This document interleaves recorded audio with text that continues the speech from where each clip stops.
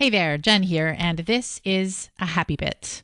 Many of you out there listening have the goal to have healthier meals with your family, but you realize one of the big steps before that is the meal planning, planning what you're going to eat, getting the food, and even prepping a little bit of it. Well, Prep Dish will make that really, really easy for you. Prep Dish is a healthy subscription-based meal planning service, and when you sign up, you'll receive an email every week with a grocery list and instructions for prepping your meals for the week ahead of time, so they're in the fridge ready to go. The prep time takes maybe 1 to 3 hours a week, and then you have all your meals ready, and you know what's for dinner, and you know what's healthy. And the founder, Allison, is offering the listeners of Vibrant Happy Women a free 2-week trial to try it out. So go to prepdish.com/happy women to get this really awesome deal.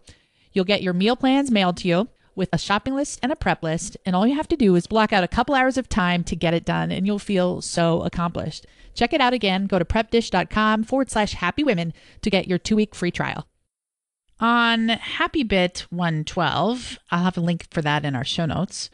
I shared the story of how I have been struggling with my 14-year-old. In the meantime, he has turned 15, so let's call him my 15-year-old. And he spent 7 weeks at a wilderness program in Arizona called Anasazi. Why did he go?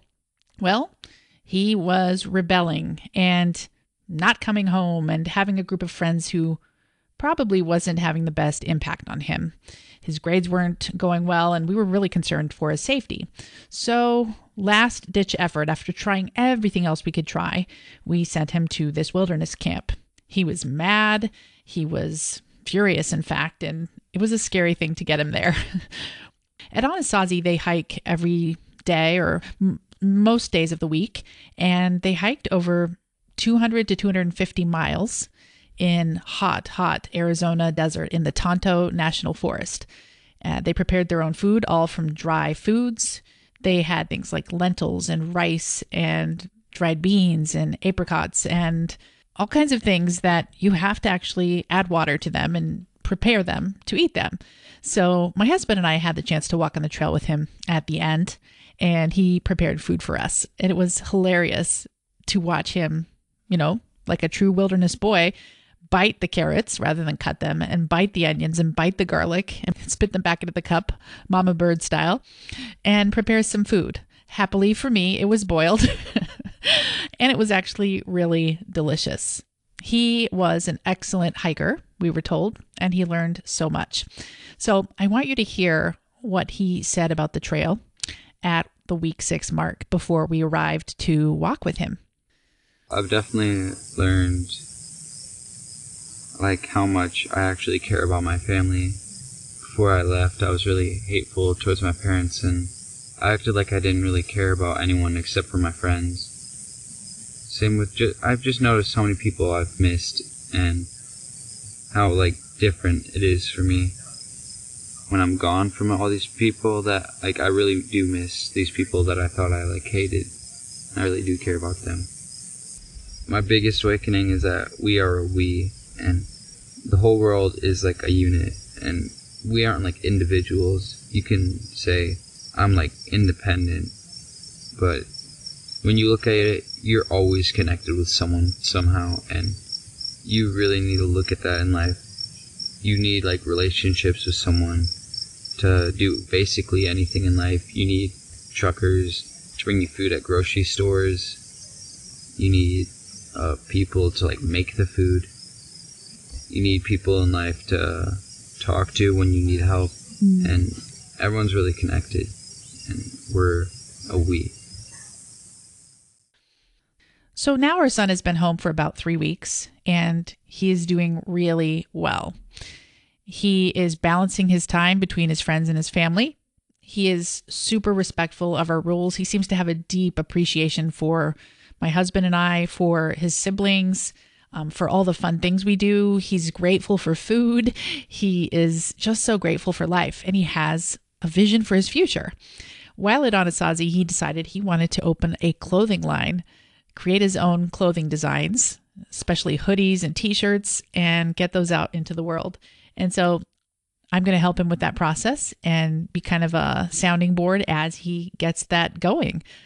I also want to update you that this title has reference to 2 teens. Well, our 15-year-old did so well there. And we knew within 3 weeks how wonderful it was that we decided to send our 17-year-old there as well. Those two had a similar friend group, were very influential towards each other, and were essentially on the same path to some extent. Why did we send our 15-year-old first? Well, he was younger, and it was an extreme deviation from what he had been doing just a few months before. However, we want our 17-year-old to have this experience as well. So he is now at Anasazi. He is doing well. He's making plans for when he's done. He's looking forward to college, and we're excited for him. And maybe I'll update you more on that later. But long story short, I'm grateful for my intuition that led me to an amazing program like this. I'm really grateful for everything I've learned. I've learned that my kids are amazing, and I can't view them as problem children or traumatizing or troublemakers. We have to find the good. Anasazi worked really hard with my husband and I to change our thought patterns around our teens so that we don't see them as lacking in any way. We see their strengths. We focus on the good. We help add light to their lives and not just constantly battle to remove the darkness that they are tempted to find. And so it has been more than helpful. And I'm so grateful for amazing people who start amazing programs like these. I also share in the spirit of letting you know that, hey, I have problems too. These problems were significant, right? 2 teens going to a wilderness program is definitely significant. At the beginning of all of this, I found myself thinking thoughts like, oh man, I can't have a podcast. I can't be out there helping other women. My family is dysfunctional. Who am I to have a podcast?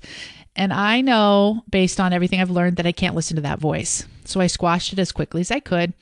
I shared everything with you in the spirit of vulnerability and authenticity. So you know that, hey, I'm real, and it made me accountable. So you know I'm real, and I'm going to keep going forward. And that's my challenge for you today. Whatever you're struggling with, keep going forward.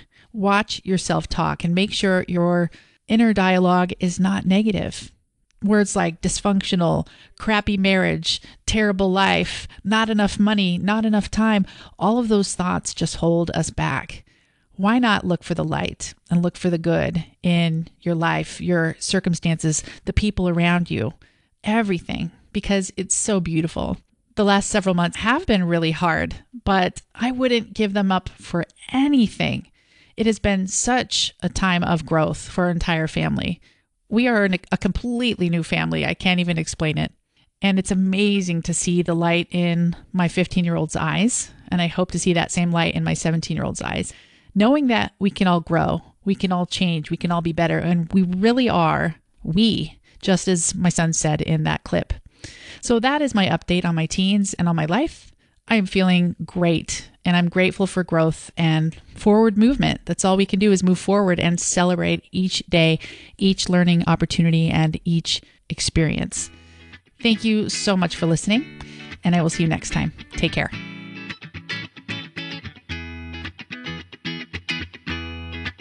Thanks for listening to the Vibrant Happy Women podcast at www.jenriday.com.